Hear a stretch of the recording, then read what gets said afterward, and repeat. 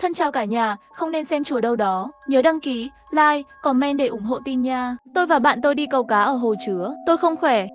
Về biệt thự trước. Không ngờ bão tấn công. Mưa lớn. Tôi chỉ có thể lo lắng chờ ở cửa. Cuối cùng họ đều trở về, nhưng tôi lại phát hiện những người trở về có lẽ không phải đều là người. Ngày lễ Quốc Khánh, tôi và bạn trai anh Chính, Tiểu Kỳ, Minh Nguyệt cùng nhau đi nghỉ ở biệt thự trên núi Hạo Ca. Ngày đầu tiên chúng tôi đi câu cá ở hồ chứa. Sức khỏe tôi không khỏe nên về nghỉ ngơi trước đã.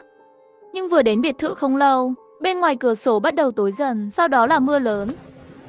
Tôi lo lắng đứng ở cửa đợi rất lâu. Cuối cùng cũng xuất hiện 3 bóng người đeo ba lô. Là Hạo Ca, Tiểu Kỳ và bạn gái Minh Nguyệt nhanh chóng vào. Mưa này cũng quá kinh khủng. Họ cũng nhanh chóng vào trong nhà. Nhưng điều kỳ lạ là họ từng người một thất hồn lạc phách, thậm chí không dám nhìn lên tôi. Sao vậy? Sắc mặt tệ quá. Thấy ma rồi à? Không chỉ không có ai cười mà cả mặt họ cũng vỡ oa. Sau một thời gian, Hạo Ca mới ngẩng đầu lên, mặt khóc nói xin lỗi tôi. Bộ Phương, chúng tôi xin lỗi em. Tôi hơi khó hiểu. Bộ Phương, anh Chính anh ấy rơi xuống hồ. Bị nước lớn cuốn trôi rồi. Anh Chính là bạn trai tôi. Tôi cảm thấy hơi buồn cười. Các cậu đang nói gì thế? Là sự thật, là Minh Nguyệt tận mắt nhìn thấy. Anh Chính đang đi cây cầu phía trước hồ chứa. Mưa xối xả trên cầu cuốn anh ấy xuống cầu. Khi chúng tôi muốn giúp đỡ, anh Chính đã bị nước cuốn rồi. Đừng đùa nữa, anh Chính anh ấy đã sớm về rồi. Bây giờ đang tắm trong phòng. Cả ba lập tức sắc mặt trắng bệch. Sau đó đối mặt nhìn nhau, cuối cùng mới đem ánh mắt đều cố định ở trên người Minh Nguyệt. Tôi không nói dối. Tôi đã tận mắt nhìn thấy. Hơn nữa không phải em chạy đến tìm anh giúp sao? Em đã hết gọi anh.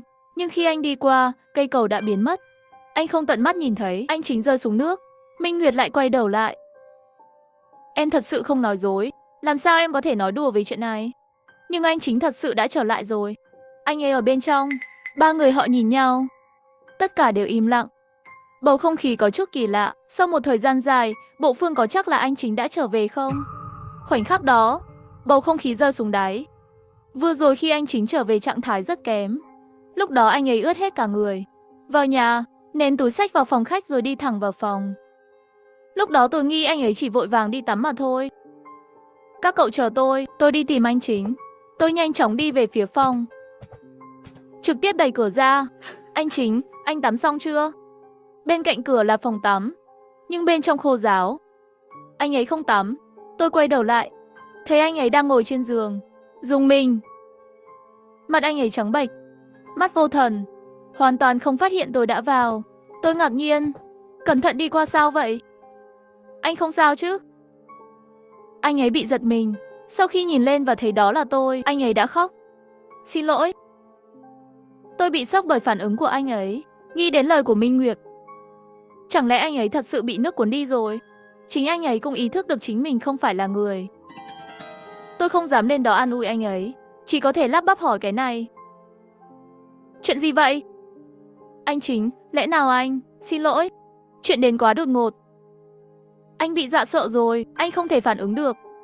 Anh chỉ có thể chạy một mình. Bọn họ Hạo Ca bọn họ đều bị nước cuốn rồi. Đi rồi, vừa rồi anh cũng không dám nói với em. Đầu tôi bị kẹt rồi. Anh Chính, anh có thể nhầm không? Bây giờ họ đang ở trong phòng khách. Cái gì? Trong mắt ngạc nhiên, sau đó lại biến thành sợ hãi. Không thể nào. Anh tận mắt thấy họ đi lấy đồ câu cá, sau đó bị nước lớn cuốn trôi. Toàn bộ bàn câu cá bị sập. Nước gấp quá, không thể nào thoát ra được. Tôi không dám theo một người trước mặt chúng ta. Người chớt hành động cùng nhau. Tôi đã tận mắt thấy các người chớt. Các cậu nghĩ tôi muốn bị chốt ở cùng các người ở đây à? Thật đấy, họ đã trở lại. Thân thể của anh ấy càng run rẩy, trong miệng còn không ngừng nói không thể nào. Tôi chỉ cảm thấy tê da đầu. Nếu muốn tôi chọn, tôi sẽ chọn tin tưởng anh Chính. Bởi vì lúc này anh ấy đang ở trước mặt tôi, nhưng vừa mới gặp những người khác, tôi cũng không cảm thấy có gì sai. Anh Chính, chúng ta phải tìm hiểu xem chuyện gì đang xảy ra. Anh ấy nhìn tôi một lúc, mới gật đầu. Chúng tôi cẩn thận trở về phòng khách. Lúc này ở đây yên tĩnh, không có ai trong tầm nhìn. Tôi và anh Chính có chút không biết làm sao. Bộ Phương cậu, là hai người Tiểu Kỳ và Minh Nguyệt. Hóa ra là họ đi thay quần áo ướt. Các người là cái quái gì vậy? Anh ấy vẫn khỏe. Tôi thấy các cậu mới có vấn đề, không phải? Tôi đã thấy anh ta chạy qua cây cầu đó. Rồi sau đó nhìn anh ta. Tôi đã tận mắt nhìn thấy nó. Đúng vậy, cây cầu đó đã sập. Ba chúng tôi đi đường vòng, cho nên mới về muộn như vậy. Tôi đã lên cây cầu đó. Nhưng cây cầu không có anh ta, sụp đổ chính là bệ câu cá. Lúc đó các cậu đang đóng gói đồ câu cá. Tôi tận mắt nhìn thấy các cậu bị nước cuốn trôi đi rồi. Cậu nói gì thế? Bàn treo vẫn ổn. Không tin, cậu xem những cái đó đi. Tiểu Kỳ chỉ vào một góc của đại sảnh. Đó là đồ câu cá họ vừa mang về. Cái này. Anh Chính lập tức cũng có vẻ không biết làm sao. Chờ đã, tôi sẽ vuốt về trước. Các cậu ở chỗ câu cá gặp phải mưa lớn, chắc là đều lập tức sơ tán mới đúng không? Tại sao anh Chính lại đi trước một mình? Bởi vì túi của chúng tôi không có chức năng chống thấm nước. Vậy, để anh Chính lấy túi đựng đồ điện tử chạy trước. Rồi sự bất đồng đến.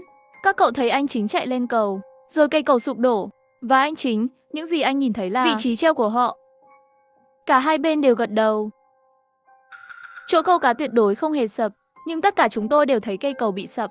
Cho nên anh Chính, rốt cuộc làm thế nào cậu lại trở về? Lúc này anh Chính cũng phản ứng lại, các cậu tự xem đi. Nếu cây cầu thực sự sụp đổ, vậy làm thế nào túi của cậu trở lại? Giờ đến lượt họ há hốc mồm. Để xác nhận cũng không khó, chúng ta đi vài bước về hướng hồ chứa. Hãy nhìn cây cầu đó và thẻ treo của hồ chứa. Kiểm tra xem nó có hoàn thành không là được rồi. Nhưng bên ngoài mưa to thế này, và tôi không dám nói chuyện với một người chớt. Trước mặt chúng ta, tôi đã tận mắt thấy các người chớt. Cậu nghĩ tôi muốn bị nhốt ở đây với cậu à? Thôi nào mọi người, là chủ nhân của biệt thự.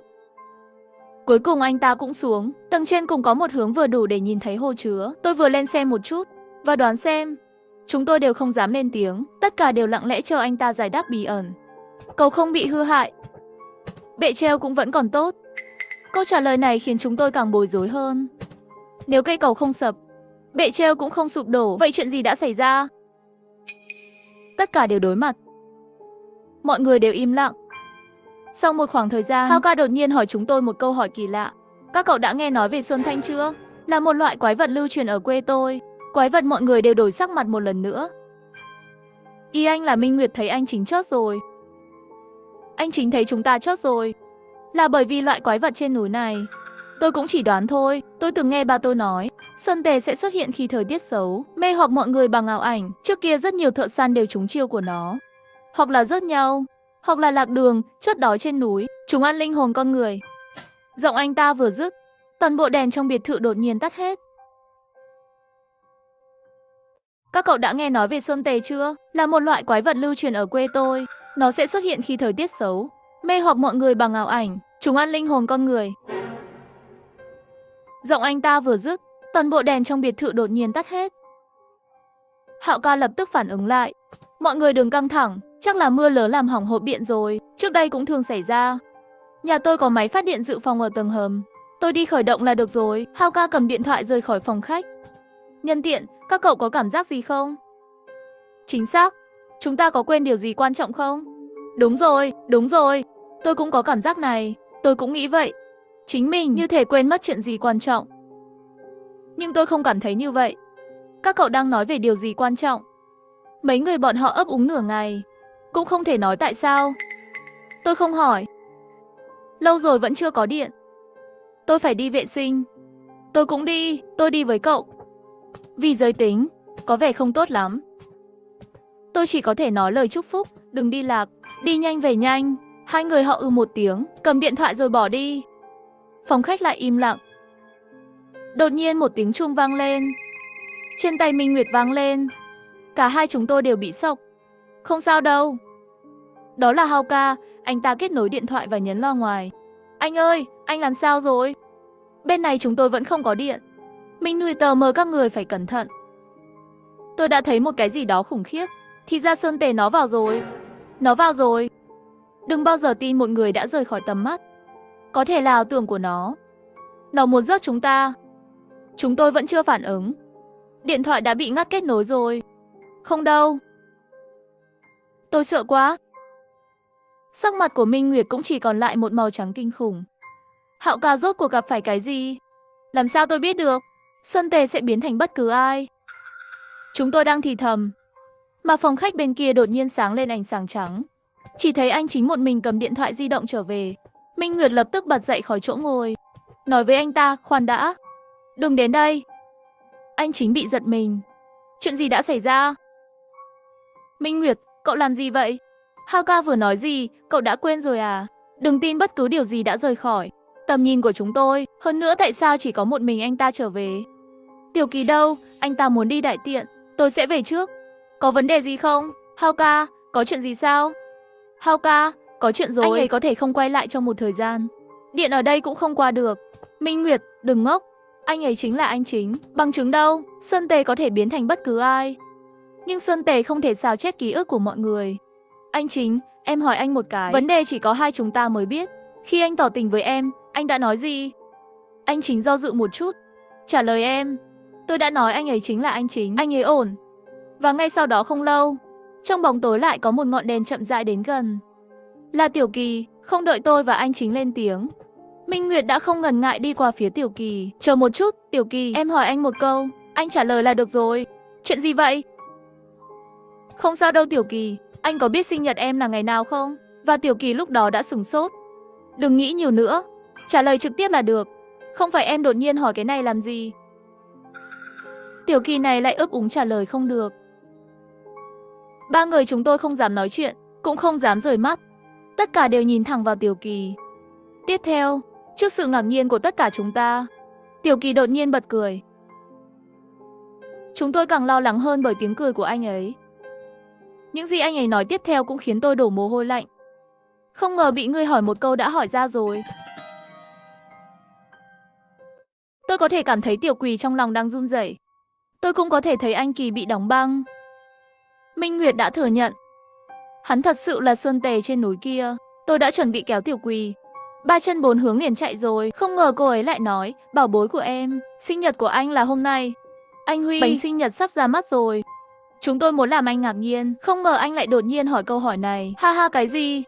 Tôi quay đầu lại nhìn anh Kỳ. Anh Kỳ cũng có vẻ rất bối rối. Hắn biểu thị, không phải, tôi nghĩ, nhưng mà bên tôi thường chỉ qua âm lịch.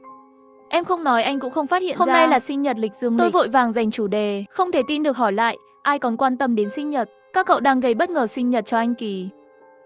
Minh Nguyệt mỉm cười xác nhận đúng rồi. Kể chuyện mà. Mất điện, tất cả đều là để tạo bầu không khí. Anh Huy đã hành động chưa? Cậu ta không thông báo cho tôi, làm tôi hơi không biết làm sao. Anh Kỳ ngơ ra tại chỗ. Tôi vội vàng hỏi Tiểu Kỳ im lặng trong lòng. Chuyện gì vậy? Còn chuyện trước đó thì sao? Hai người nhìn thấy nhau chớp. Cũng là giả sao? Tiểu Kỳ thì mặt đầy mờ mịt, tranh cãi vội vàng không. Không, tôi thực sự nhìn thấy thẻ treo sập rồi. Còn có bất ngờ sinh nhật gì nữa, tôi không biết. Không ai khôn ngoan hơn tôi, cậu biết không? Tôi cũng lắc đầu. Sau đó chúng ta lại đưa ánh mắt hướng về phía Minh Nguyệt. Cô ấy giải thích, đó có thể là do cặp đôi trẻ hai người không thể giữ bí mật được. Tôi cũng không tranh luận nhiều, dù sao thì chờ một chút, đẩy bánh đầy nến ra. Không phải là sự thật đã lộ ra sao? Anh Kỳ ngơ ngác nhìn Minh Nguyệt hỏi. Nhưng anh Huy đã biến mất gần nửa tiếng rồi. Cậu có chắc là anh ta đang đẩy bánh không?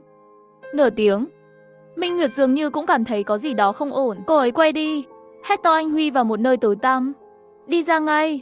Chuyện đã xảy ra, không cần trốn nữa. Trong bóng tối không ai trả lời. Tôi liếc mắt nhìn anh Kỳ, vẫn cảm thấy mọi chuyện không đơn giản như vậy. Tiểu Quy vừa lấy điện thoại ra quay số, một bên nói có gì đó không ổn. Nếu như anh Huy chỉ là đi đẩy bánh kem, vậy tại sao anh ta lại tắt máy? Cô ấy gọi lại số của anh Huy, bật loa ngoài.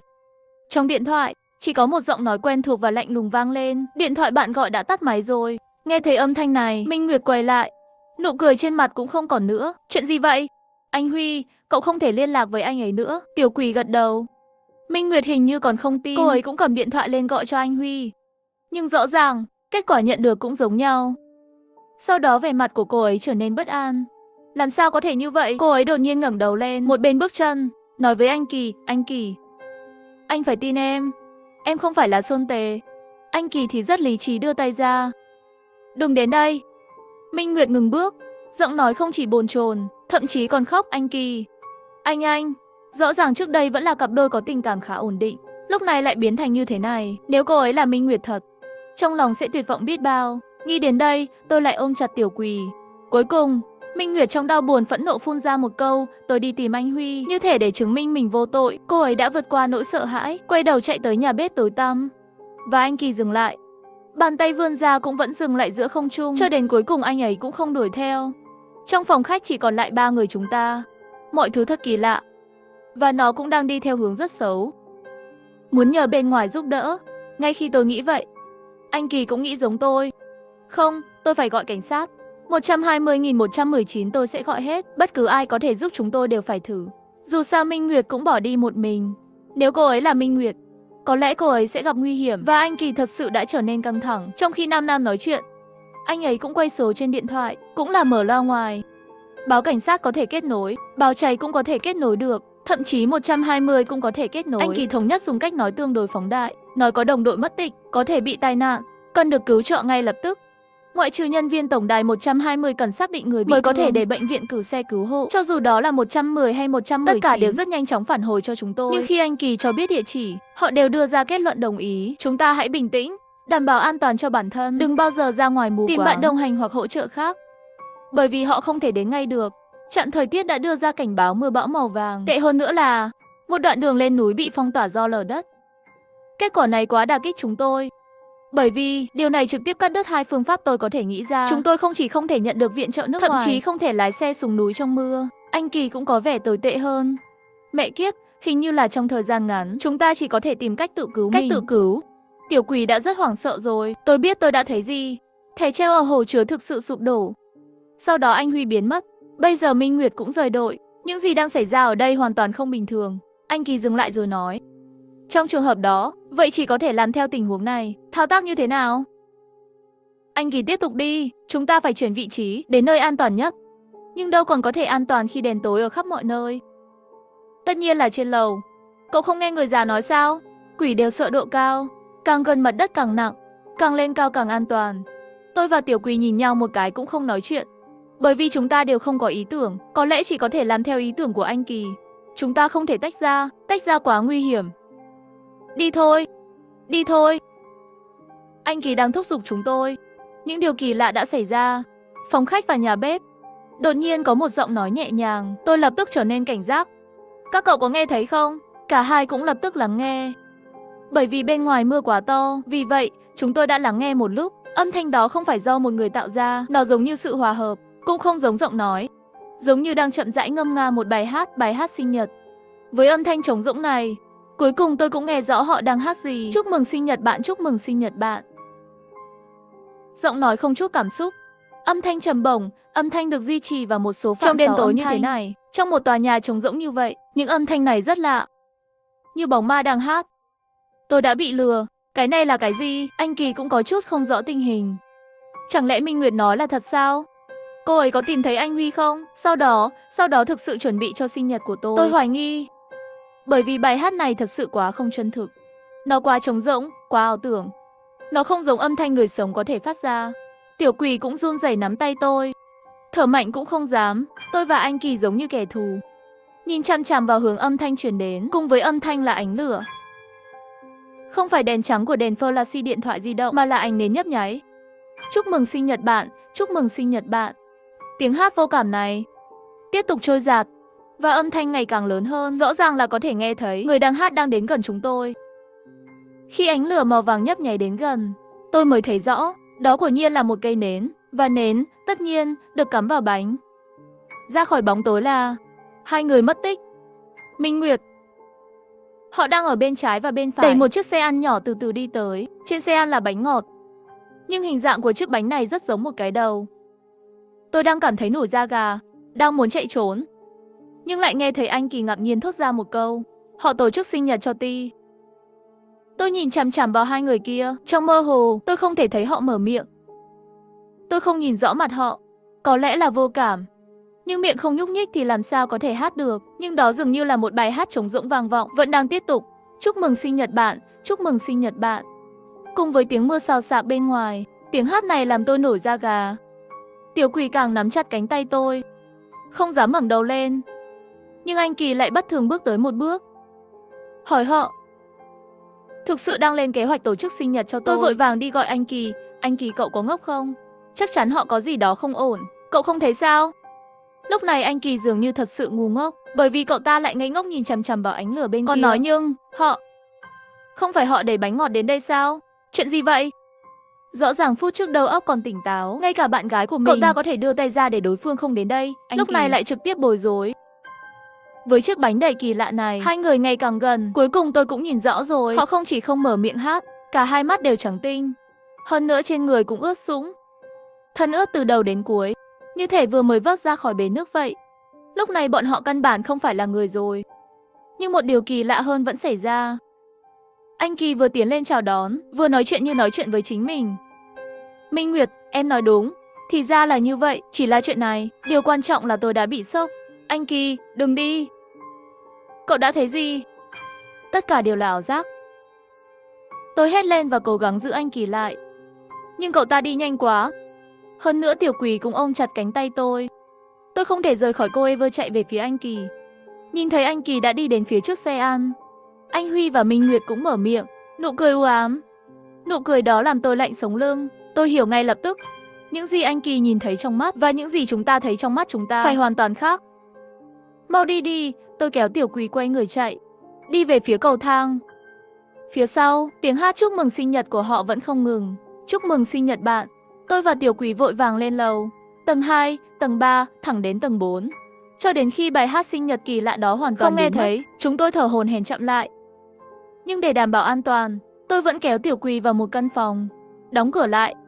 Hai người ngồi trên giường, vừa thở hổn hển vừa thư giãn. Tôi rất bối rối. Chuyện gì vừa xảy ra với anh Kỳ vậy? Cậu ta lại ở ngay trước mắt tôi và Tiểu Quỳ, đột nhiên trở thành một kẻ ngốc. Nếu Sơn Tể dễ dàng như vậy có thể mê hoặc một người, vậy thì chúng ta sẽ không sống sót, phải không? Và hắn hình như cũng có thể nghe được âm thanh chúng ta không nghe được, bởi vì trong câu anh ta lẩm bẩm xuất hiện một câu như vậy, hóa ra là như đó vậy. Đó là điều quan trọng. Đây có phải là việc giúp anh Kỳ tổ chức sinh nhật không? Trong tối nay, tôi đã nghe chuyện quan trọng, câu như vậy nhiều lần, nhưng nếu những gì họ nói là sinh nhật, cũng không đúng lắm, bởi vì họ cũng không quên chuyện này. Không phải sao? Và câu này Tiểu Quỳ cũng đã nói rồi. Sau khi thở được, tôi quay đầu đi hỏi Tiểu Cu. Tiểu Quỳ trước đây cũng đã nói rồi. Hình như quên một chuyện rất quan trọng. Điều này có nghĩa là bí mật giúp anh Kỳ tổ chức sinh nhật. Tiểu Quỳ lắc đầu như trống sóng. Làm sao có thể? Chắc chắn là không. Bởi vì, không phải em đã nói rồi, em không bao giờ biết mình sẽ tổ chức sinh nhật cho anh Kỳ. Tôi hỏi cô ấy, vậy em có nhớ nó là gì không? Tiểu Quỳ lắc đầu rất dứt khoát. Cô ấy đã nhận đủ cú sốc rồi, trong lúc nhất thời không muốn động não cũng bình thường. Điều tôi sợ bây giờ là điều quan trọng mà mấy người họ nói thực ra là cùng một chuyện.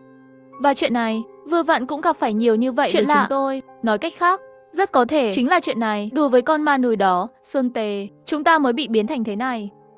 Và họ có thể vì quá sợ hãi và quên mất đó là gì, hoặc là bởi vì Sơn Tề không muốn họ nhớ chuyện đó. Thậm chí có thể đây là chìa khóa để gắn bó với chúng ta, cũng là chìa khóa để chúng ta có thể đuổi hắn đi. Đó là lý do tại sao hắn khiến mọi người quên đi, phải không? Tôi vừa đi đến bên Tiểu Quỳ, một bên cố gắng bình tĩnh nhất có thể nói hết suy nghĩ của mình cho Tiểu Quỳ biết. Tiểu Quỳ nghe xong sắc mặt thay đổi, lại bắt đầu run rẩy rồi. Không thể nào, nhưng em thực sự không thể nhớ được. Không sao, chúng ta từ từ thôi, kể từ khi chúng ta đến đây sáng nay, nghĩ lại đi. Tôi nắm chặt tay cô ấy, hy vọng nó sẽ làm cho cô ấy bớt sợ hãi. Cô ấy gật đầu, bắt đầu từ từ nhớ lại. Chúng tôi im lặng, yên tĩnh khá lâu. Chắc là đủ để Tiểu Quỳ lấy lại ký ức đã mất trong đầu. Đột nhiên vẻ mặt cô ấy thay đổi. Tôi vội hỏi có chuyện gì vậy? Nhớ gì không? Tiểu Quỳ quay đầu nhìn tôi, vẻ mặt là nỗi sợ hãi mà tôi không hiểu. Tôi đang cảm thấy lạ. Trong khi đó, cửa phòng lại bị chậm rãi đẩy ra. Ngạc nhiên, vội vàng đứng lên bảo vệ Tiểu Quỳ ở phía sau và giơ tay lên và chiếu đèn flash qua. Bóng người ngoài cửa dần dần trở nên rõ ràng. Đó là anh Kỳ, cậu ta đang đứng ngoài cửa. Mắt lạnh lùng nhìn chúng tôi. Tôi không biết cậu ta có phải là anh Kỳ không, hoặc giả sử cậu ta là anh Kỳ, cũng đã là anh Kỳ bị ma quỷ mê hoặc rồi. Vì vậy, tôi hét lên, ra ngoài. Anh Kỳ không để ý đến tôi, cậu ta thậm chí còn không nhìn tôi. Ánh mắt của cậu ta là nhìn chằm chằm vào Tiểu Quỳ đang bị tôi chặn. Không đợi tôi tức giận, anh Kỳ cuối cùng cũng nói, cậu cũng nhớ ra rồi đúng không? Câu này không phải nói với tôi. Tôi hơi nghiêng người, lúc này mới phát hiện Tiểu Quỳ cũng đã đứng lên. Cô ấy cúi đầu, biểu tình âm trầm nặng nề phát ra một âm thanh. Mê mơn, tôi không hiểu hỏi cô ấy Tiểu Quỳ, sao em lại trả lời cậu ta? Rất có thể cậu ta không còn là anh Kỳ nữa. Tiểu Quỳ ngẩng đầu lên, sắc mặt vẫn là một mảnh trắng bệch. Không phải đâu, anh Chính. Em có chuyện muốn nói với anh. Cậu không thể nói, hãy để tôi nói. Đứng ở cửa, Châu Anh Kỳ tự nói một cách chính xác. Anh Chính, nếu quy tắc hôm nay là người sau khi chia tay sẽ có vấn đề, vậy cậu nghĩ kỹ. Hôm nay người đầu tiên tách khỏi mọi người là ai? Hôm nay người đầu tiên tách khỏi mọi người là ai? Chúng ta cùng đến biệt thự này, cùng nhau đi hồ chứa câu cá, sau đó chờ đã. Tôi về trước. Là tôi đây. Là tôi không khỏe. Dẫn đầu về biệt thự nghỉ ngơi rồi. Giọng nói của Tiểu Quỳ ở bên tai. Cậu có nhớ tại sao cậu về một mình không? Tôi không khỏe. Nhưng đột nhiên, tôi cũng quên mất mình không khỏe ở đâu rồi. Tôi không có bất kỳ triệu chứng đau đầu hay sốt nào. Không phải, Tiểu Quỳ em làm sao vậy? Tôi lùi lại vài bước. Và Tiểu Quỳ cũng cách xa nhau. Ý các người là sao? Tôi nhớ một điều rất quan trọng. Chính là, Tiểu Quỳ ngẩng đầu lên. Hai mắt đầy nước mắt. Giọng của anh Kỳ rất chắc chắn. Chuyện là chúng ta đều đã chết. Anh Chính, cậu là người đầu tiên chết. Cậu là người đầu tiên bị nước cuốn trôi khỏi đám cháy. Cái gì? Khoảnh khắc đó tôi đột nhiên chóng mặt. Tiểu Quỳ nhìn tôi, nước mắt chảy dài. Tôi quay đầu nhìn về phía anh Kỳ ngoài cửa, nhưng lại ngạc nhiên phát hiện cậu ta không phải một mình. Phía sau cậu ta còn có anh Huy. Minh Nguyệt, không thể. Tôi không chết. Tôi lùi lại vài bước, lưng dựa vào cửa sổ. Tôi vẫn nghĩ đây là âm mưu của Sơn Tề. Mấy người ngoài cửa này đều không phải thật. Tất cả đều là ảo giác. Nhưng vấn đề cũng đến rồi. Cô ấy không thể là ảo giác. Tôi không muốn cô ấy chỉ là ảo giác. Tôi vội vàng đưa tay về phía Tiểu Quỳ nói Tiểu Quỳ, đến đây với anh. Nhưng Tiểu Quỳ lại ngẩng đầu lên, nhìn tôi trong nước mắt. Cái nhìn đó, trong ánh sáng mờ của màu trắng tinh khiết có vẻ trắng hơn. Thật sự quá để lòng người tàn nát. Cô ấy nói xin lỗi. Chúng ta đều chết cả. Chúng ta không thể ở bên nhau nữa. Tôi cất cao giọng hét lên chết. Chúng ta cũng sẽ ở bên nhau. Sau đó cô ấy dừng lại, quay đầu lại nhìn mấy người ngoài cửa, do dự không quyết. Tôi lại hét lên. Cô ấy quay đầu lại và tôi nhìn cô ấy một cách chắc chắn. Cuối cùng, cô ấy từng bước chậm rãi đi tới. Cô ấy tin tôi, giống như tôi đã định chỉ tin tưởng cô ấy ngay từ đầu. Cho dù chúng ta có thực sự chết hay không, dù sao thì cô ấy cũng muốn tin tôi, đó là tin tốt cho tôi. Cô ấy đưa tay ra, nắm chặt bàn tay tôi luôn giơ lên phía trước. Tôi vội vàng dùng sức kéo cô ấy lại đây, trực tiếp ôm cô ấy vào lòng, nhưng đồng thời, tôi thực sự cảm nhận được sự lạnh lẽo của toàn bộ cơ thể. Dù là tay hay thân thể, tất cả đều lạnh, không có nhiệt độ cơ thể. Một người sống, không thể nào không có nhiệt độ cơ thể. Tôi nhìn xuống cô ấy, vùi đầu vào ngực tôi. Vẫn là một tiếng khóc thút thít trong vai tôi. Mặc dù không muốn thừa nhận, nhưng rất có thể những gì anh Kỳ nói là sự thật. Chúng ta đều đã chết rồi, phải không? Nghĩ đến vừa mới biểu diễn, sự sụp đổ của anh Kỳ và Minh Nguyệt, tôi lại không nhịn được nhẹ nhàng vuốt ve lưng Tiểu Quỳ, nhẹ nhàng an ủi cô ấy không sao đâu, cho dù chết anh cũng sẽ ở bên em. Tiểu Quỳ tiếp tục khóc, khóc vô cùng thê lương. Ngay lúc này, đèn trong nhà sáng lên ngay lập tức. Tôi ngẩng đầu lên, thấy ngoài cửa không còn ai nữa. Anh Kỳ, họ đã biến mất chưa? Tôi đột nhiên nổ tung. Rõ ràng một giây trước tôi còn ôm Tiểu Quỳ, nhưng giây tiếp theo tôi lại chỉ ôm một khoảng trống. Tôi nhìn quanh.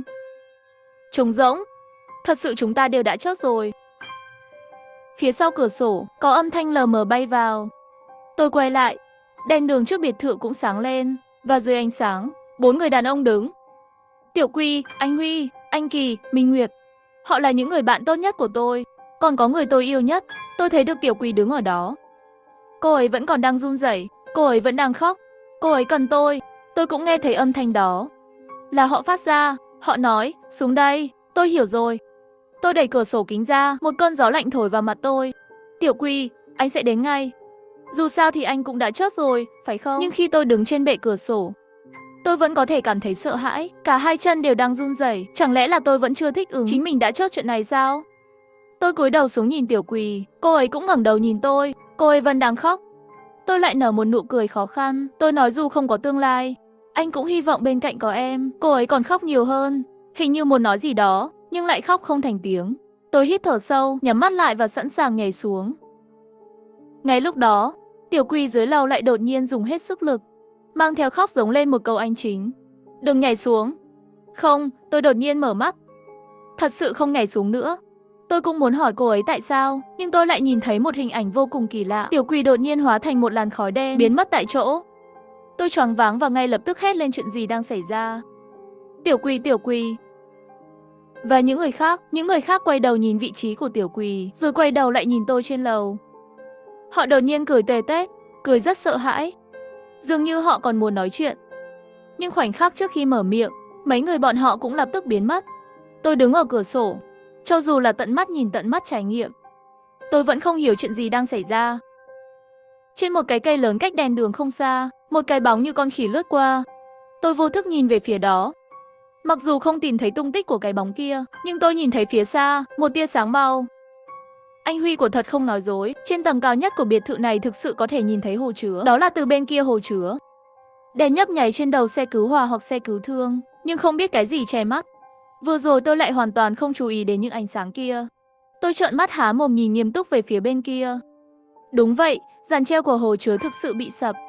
Nhưng đồng thời, bên cạnh cây cầu đó cũng có đèn cảnh báo nhấp nháy. Bởi vì cây cầu đó cũng bị sập, tôi lại nhớ đến câu nói của Tiểu Quỳ đừng nhảy xuống. Trong đầu tôi, đột nhiên có một suy đoán rất đáng lo ngại, có lẽ tôi chưa chết. Tôi bước xuống từ bậu cửa sổ, nằm bất lực trên giường. Cả người đều mềm nhũn, nước mắt cũng không nhịn được chảy ra. Bệ treo của hồ chứa bị sập, cây cầu cũng sập, và tôi đã trở về trước khi chúng sụp đổ. Có lẽ 4 người bọn họ đều không thể trở về. Có lẽ Sơn Tề không thể vào nhà là thật. Hắn chỉ có thể dụ linh hồn của họ vào và bắt tôi đi. Đây có thể là mỗi người trong số họ đã đề cập đến nó. Điều đó rất quan trọng phải không? Chuyện xảy ra tối nay, tất cả chỉ vì chuyện quan trọng này. Nhưng cuối cùng là Tiểu Quỳ của tôi đã cứu tôi. Tôi nhắm mắt lại, nhưng nước mắt vẫn không ngừng trào ra. Trong đầu cũng không ngừng dâng lên hình ảnh liên quan đến cô ấy. Cô ấy là một cô gái thông minh, thời gian với cô ấy, đó là khoảng thời gian thoải mái nhất. Cô ấy cũng là một cô gái vụng về, trong cuộc sống không biết chăm sóc bản thân, nhưng vẫn luôn nói cô ấy sẽ chăm sóc bản thân. Bảo tôi đừng lo lắng. Có thể là sau khi tôi được sinh ra, cô gái tốt nhất mà tôi từng gặp. Phải biết cô ấy là một cô gái nhút nhát. Ngay cả gián cũng sợ, ngay cả nhện cũng không dám đánh. Nhưng cô ấy lại dám mạo hiểm làn khói đen nguy hiểm, hét lên câu đó, sau đó thực sự biến mất. Giờ khắc này tôi mới biết thế nào là đau lòng. Thậm chí cảm thấy cả trái tim mình, tất cả đã bị rỗng rồi. Tôi nhớ khi cô ấy ngồi đây và khóc, tôi cứ tưởng cô ấy sợ chết khiếp. Thật ra là không, bởi vì cô ấy đã đưa ra quyết định từ lâu rồi. Cô ấy quyết định không đưa tôi đi. Ngay cả sau khi đưa tôi đi, sẽ có cơ hội tiếp tục ở bên tôi. Cho dù linh hồn cô ấy không còn ở trong tay cô ấy nữa, cô ấy vẫn không muốn làm hại tôi. Thật là một đứa trẻ ngốc. Tôi mở mắt ra, cả thế giới đều mơ hồ. Tôi nhận ra rằng tôi sẽ không bao giờ gặp lại cô ấy nữa. Thật là một kẻ ngốc. Một người anh yêu nhất, đồ ngốc. Hoàn văn cái tiếp theo còn tuyệt vời hơn.